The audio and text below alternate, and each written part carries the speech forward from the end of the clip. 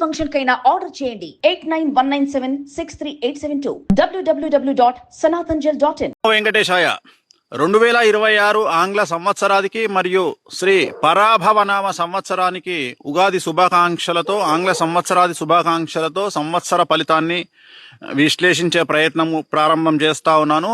ముఖ్యంగా ఈ సంవత్సరము పేరు పరాభవనామ సంవత్సరము. పరాభవము అంటే దాని అర్థం ఏమిటి అంటే, శాస్త్రము కానీ పండితులు కానీ వివిధ రంగాలలో మనకు తెలిసినటువంటి అర్థం ఏమిటంటే, గత చరిత్ర చూసుకుంటే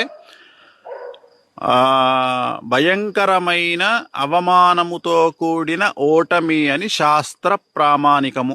దాని పేరు పరాభవనామ సంవత్సరము. సో మరి ఎవరెవరికి పరాభవము జరగబోతా ఉంది, ఎవరెవరికి అనుకూలంగా ఉండబోతుంది అనేటువంటి విశేషాలను తెలుసుకునే ప్రయత్నం చేద్దాం. సో ఈ సంవత్సరానికి రాజు గురువు, అలాగే ఈ సంవత్సరానికి అధిపతి అంటే ఇక్కడ రాజు కాదు, గుర్తుంచుకోండి. కమాండింగ్, ఎవరు కమాండ్ చేస్తా ఉన్నారు అంటే కేతువు కమాండ్ చేస్తా ఉన్నాడు. సో ఒకవైపు గురువు రాజుగా, ఒకవైపు కమాండర్ కేతువుగా 2026 సంవత్సరము పరాభవనామ సంవత్సరాన్ని మనము చూడబోతా ఉన్నాము. మరి ఈ సంవత్సరము ఎలాంటి పరిస్థితులు ఉండబోతా ఉన్నాయి అనేటువంటిది తెలుసుకునే ముందు, ఈ సంవత్సరములో గతములో 200 సంవత్సరాలలో జరగనటువంటి కొన్ని గ్రహాల సంయోగము, కొన్ని విచిత్రమైనటువంటి పరిస్థితులను ఈ సంవత్సరం మనం ఎదుర్కోబోతా ఉన్నాము. వాటి గురించి తెలుసుకునే ప్రయత్నం చేద్దాం. ముందుగా ఈ సంవత్సరము ఏప్రిల్ 10వ తేదీ నుండి జూలై వరకు కాల సర్ప యోగము ఉన్నది ఈ సంవత్సరము. ఇది ఫస్ట్ ప్రయారిటీ ఈ సంవత్సరము. రెండవది నవంబర్ నుండి డిసెంబర్ 31 వరకు సింహరాశిలో కుజస్తంభన యోగం ఏర్పడతా ఉన్నది. ఇది రెండవది. ఇంకా నెక్స్ట్ తీసుకుంటే సెప్టెంబర్ 19వ తేదీ నుండి అక్టోబర్ 31వ తేదీ వరకు కర్కాటక రాశిలో కుజ ప్లస్ గురువు కలయిక అనేటువంటిది కనిపిస్తూ ఉన్నది. సో అలాగే అన్నిటికంటే ముఖ్యము, ప్రతి సంవత్సరము మాత్రమే మారేటువంటి గురువు అతిచారములోకి వచ్చి 3 రాసుల మీద తన ప్రభావాన్ని చూపుతూ 3 రాసులలో ఉంటా ఉన్నాడు: మిథునం, కర్కాటకం, సింహం. సో ఇది మనం చూసుకున్నట్లయితే చాలా అరుదుగా, కొన్ని వందల సంవత్సరాలలో అరుదుగా సంభవించేటువంటి ఒక గ్రహాల యొక్క విచిత్రమైనటువంటి నడవడిక అని చెప్పవచ్చును.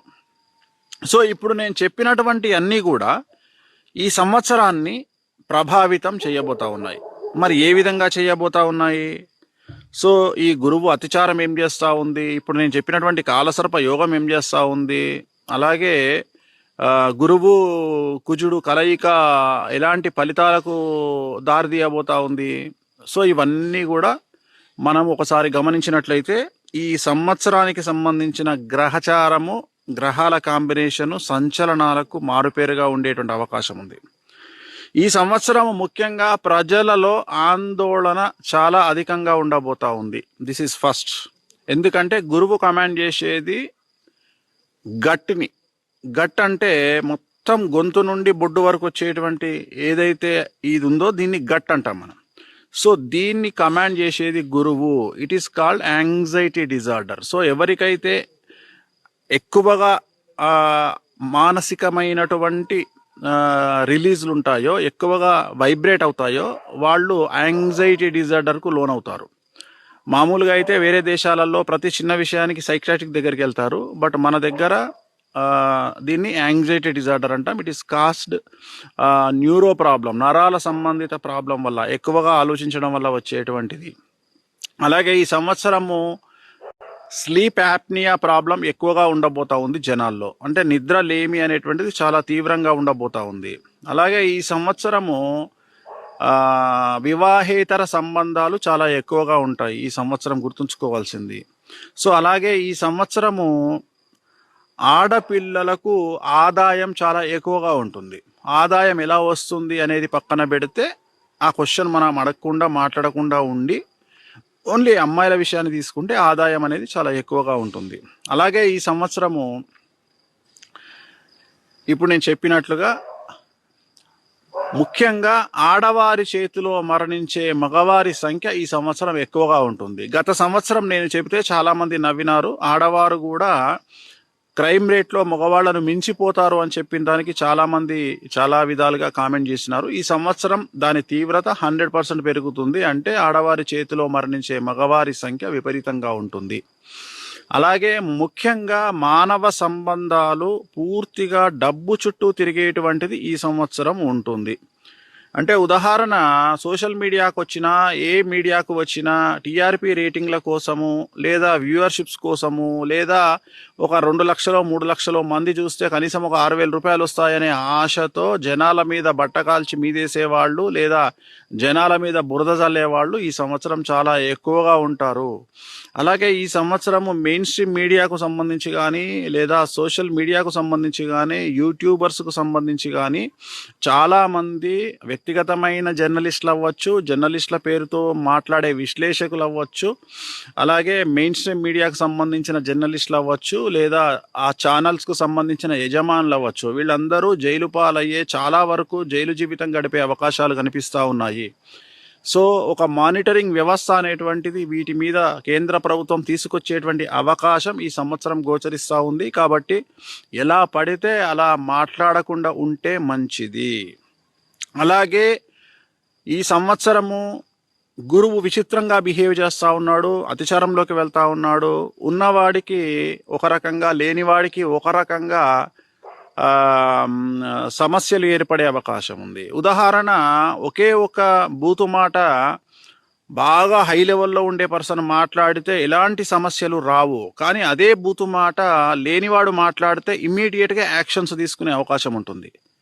అంటే గురువు ఎవరికైతే టాప్లో ఉన్నాడో వాడు కింగ్గా ఉంటాడు, ఎవరికైతే వీక్గా ఉన్నాడో వాడు ఒక దోషిగా తేల్తాడు.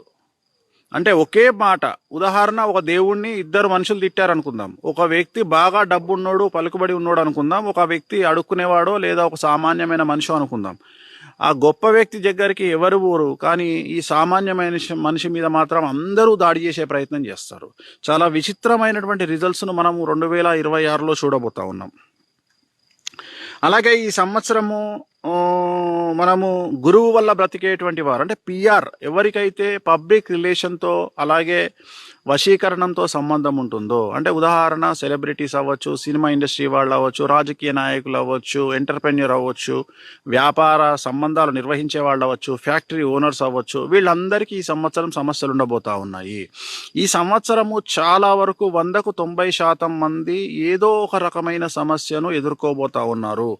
ఉదాహరణ, వ్యాపారం చేసే వాళ్లకు ఇన్కమ్ ట్యాక్స్ కానీ, సేల్స్ ట్యాక్స్ కానీ, కమర్షియల్ ట్యాక్స్ కానీ, లేదా ఇన్కమ్ ట్యాక్స్ కానీ, ఇలాంటి సమస్యలు. అలాగే ఎక్కువ పెద్ద పెద్ద ప్లేసుల్లో పనిచేసే వాళ్లకు, అంటే ఉదాహరణ ఇప్పుడు ఎగ్జాంపుల్ గవర్నమెంట్ బ్యూరోక్రాట్స్ కానీ, ఇలాంటి వాళ్లకు సిబిఐ సమస్యలు కానీ, అలాగే డబ్బుతో సంబంధించిన వ్యవహారం నడిపే వారందరికీ కూడా ఈ సంవత్సరము ఈడీ సమస్యలు కానీ, ఏదో ఒక రకమైన ట్యాక్స్ సమస్యలు కానీ మిమ్మల్ని బాధించేటువంటి అవకాశం ఉంది. అలాగే మీ ఇంట్లో ఏదో ఒక సమస్య జరిగి, అంటే డబ్బు ఎక్కడుంటే సమస్య అక్కడ ఉంటుంది ఈ సంవత్సరం. అది సింపుల్గా ఒక లైన్లో చెప్పాలంటే, అంటే బాగా డబ్బులు సంపాదించి పెద్ద పెద్ద కార్లలో తిరిగే వాళ్ళు ఆ కార్లను కోల్పోవాల్సిన పరిస్థితి వస్తుంది.